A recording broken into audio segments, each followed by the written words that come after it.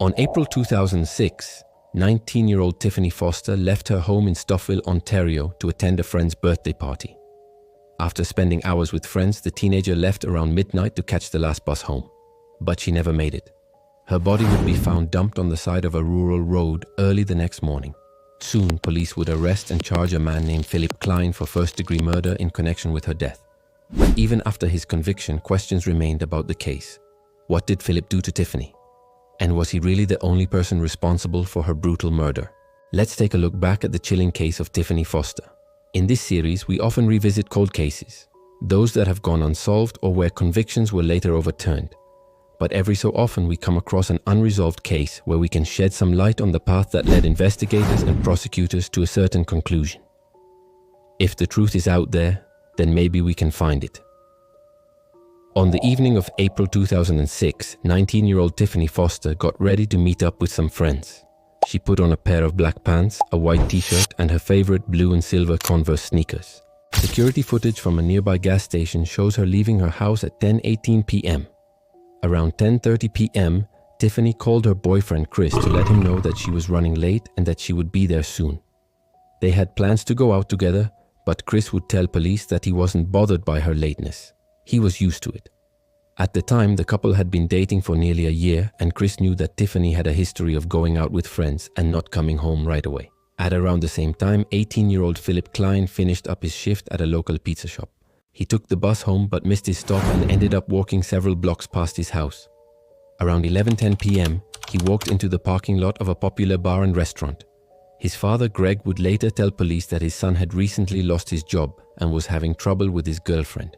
He had been acting out of character lately, staying out late and missing work. But other than that, he seemed fine. At 11:33 p.m., Tiffany left her friend's house and headed toward the bus stop. She would have known that the last bus home was at midnight, but she didn't make the connection until she arrived. With no way to get home, she decided to call Chris to pick her up, but he was already asleep when the phone rang and didn't hear it. She left him a voicemail message saying, "Call me back. The bus doesn't come for like another 20 minutes and I don't feel like waiting." She then attempted to call another one of her boyfriends, but he didn't answer either. Frustrated, she began walking home along a busy stretch of road. She must have figured that she would flag down a passing motorist who could drive her home.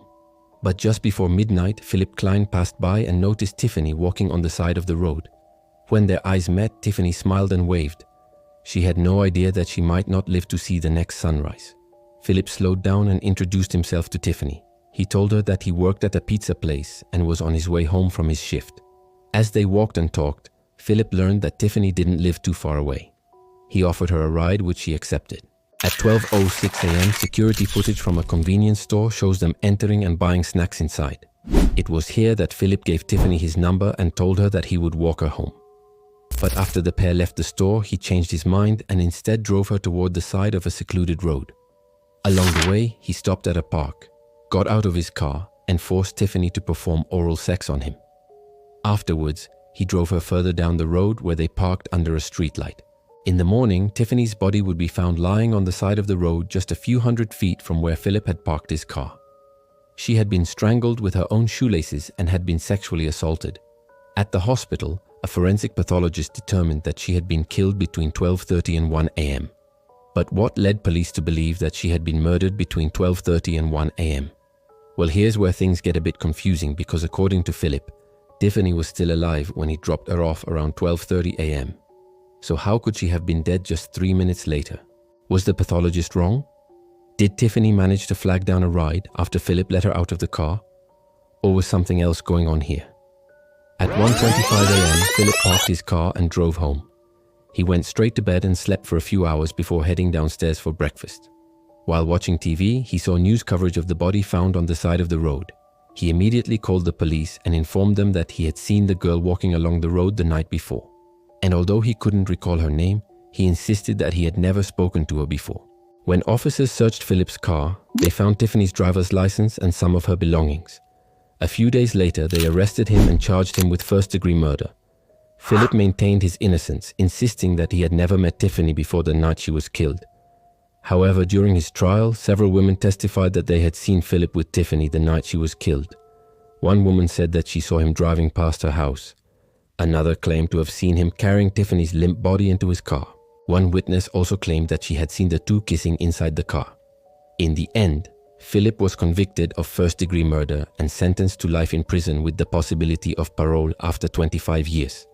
The prosecution's theory was that after dropping Philip off, Tiffany managed to hail a cab, but when she realized that she had left her ID behind, she asked the driver to turn around and go back to the restaurant. However, when she opened the door, Philip was inside waiting for her. He attacked her and stole her belongings. However, if we take a closer look at the details, we can see that the timeline doesn't add up. For instance, the pathologist estimated that Tiffany was killed between 12:30 and 1 a.m.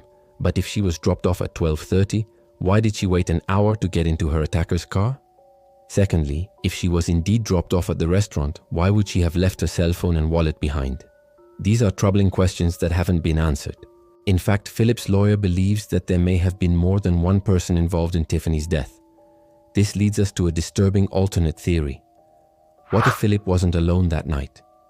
Could there have been another person inside the car? After Tiffany met up with Philip, he drove her down a secluded road where they parked under a streetlight. Sometime later, another vehicle pulled up beside them and two men got out.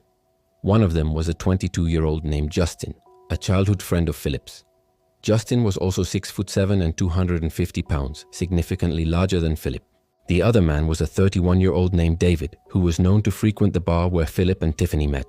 Philip and his two friends spent the night partying, drinking, and taking turns raping Tiffany. When the sun started coming up, they panicked and tried to figure out what to do with her lifeless body. Philip drove her out of town and dumped her on the side of a country road where her body would be found a few hours later. Here's why this theory makes sense. First, the men would have been able to explain away Philip's physical evidence. In fact, all three of them had alibis for the time of the murder. Second, this would explain why Tiffany's body was dumped so close to a main road. David likely wanted her body to be found quickly so that the police would focus their attention on someone else. Third, this theory would explain why Philip was so eager to speak to the police that night. He knew that he had done nothing wrong and figured that he could clear his name pretty quickly. Fourth, this theory would also explain why no one came forward with any solid alibi for Philip that night. All of his friends knew that he had been up to no good and didn't want to get involved. Finally, this theory would explain why Philip was only convicted of first-degree murder, despite claiming that he had no part in Tiffany's death.